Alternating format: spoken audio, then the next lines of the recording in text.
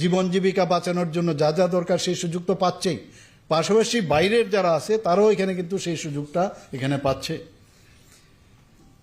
আমাদের এখানে আমরা গুড গভর্নেন্সের অফিস আমরা খুলেছি, আপনারা সবাই জানেন। সেই গুড গভর্নেন্সের মাধ্যমে সমস্ত জায়গায় আমরা চেষ্টা করছি, সমস্ত ডিপার্টমেন্টগুলোকে তদারকি করা হচ্ছে।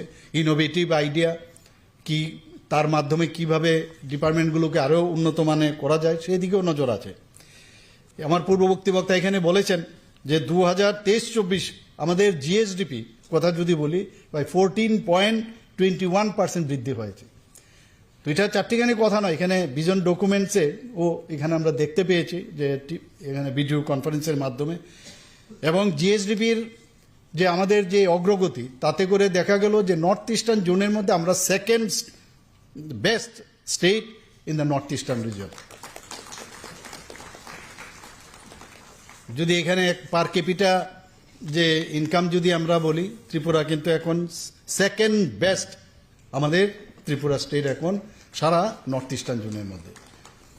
একটু আগে আমার মাননীয় মন্ত্রী বাহাদুর এখানে একটা কাগজ আমাকে দিলেন যে পঞ্চায়েত অ্যাডভান্সমেন্টস ইন্ডেক্স অর্থাৎ PAI 2.0, এর মধ্যে ত্রিপুরা 100% পঞ্চায়েত সফলভাবে এই যে PAI 2.0 গ্রাম সভা সম্পন্ন করেছে, এবং এটা দুটো রাজ্য এর মধ্যে পেয়েছে বেস্ট, একটা কেরালা আর ত্রিপুরা। তো আমাদের জন্য একের পর একটু বসে থাকলেই দেখি বিভিন্ন সময় আমাদের যে প্যারামিটার অনুসারে আমরা বিভিন্নভাবে কিন্তু প্রশংসিত হচ্ছি, এবং আমরা কিন্তু সেইভাবে সম্মানও পাচ্ছি ভারত সরকারের তরফ থেকে।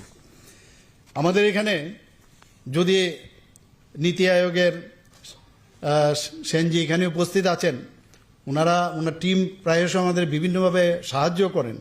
সেখানেও আমরা দেখছি যে ওনাদের যে পাবলিশ করা যে সূচক তার